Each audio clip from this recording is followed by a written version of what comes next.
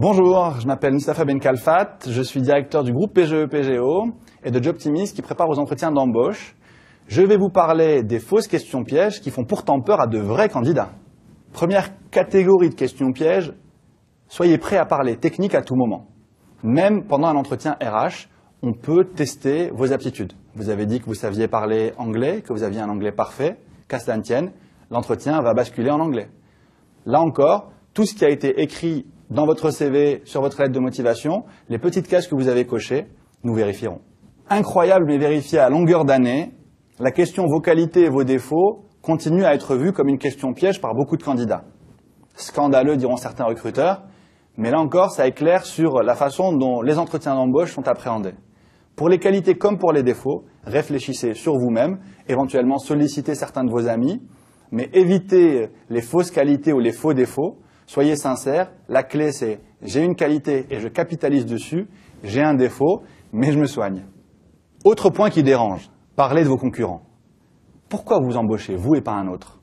Certains candidats se lancent dans des critiques acerbes d'autres personnes qu'elles ne connaissent que depuis une demi-heure parfois dans la salle d'attente. Surtout évitez-le. Les autres candidats, peut-être seront-ils bientôt vos collègues. Vous ne savez pas s'il y a un poste en jeu ou 2 ou 3 postes. Alors soyez fair-play et lorsqu'on vous pose ce type de questions, insistez d'abord sur ce que vous pouvez apporter à l'entreprise. Restez sport. Certains candidats sont très mal à l'aise lorsqu'il s'agit de parler de leur précédente entreprise, de leur précédent poste. Pas de problème, décrivez-le, vous avez le droit d'avoir apprécié des choses, vous avez le droit aussi d'avoir moins apprécié d'autres choses, c'est d'ailleurs pour ça que vous changez a priori. En revanche, le côté zapping, j'aime, j'aime pas, bon burk, c'est très puéril et c'est peu apprécié par les recruteurs. Vous avez tiré du positif de votre expérience. Il y a également eu des choses plutôt négatives. Dans votre parcours, dans votre évolution professionnelle, vous avez voulu compléter des savoir-faire, des expériences par d'autres savoirs, d'autres expériences que vous comptez acquérir au sein de notre entreprise. Dernière catégorie piégeuse, nous dire ce que vous voulez faire chez nous, ce que vous allez aimer faire chez nous. C'est une question que j'aime bien poser, parce que ça me permet de vérifier que la personne s'est projetée et qu'elle est sincère.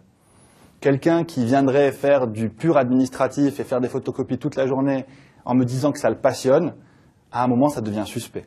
En revanche, une autre personne qui vient au sein de l'une de mes entreprises pour m'expliquer que ce qui l'intéresse, c'est l'évolution, c'est les perspectives professionnelles à moyen terme, grâce au développement divers, que ce soit à PGE, PGO, à Jobtimis, là déjà, on touche à un discours de vérité, ça me plaît plus.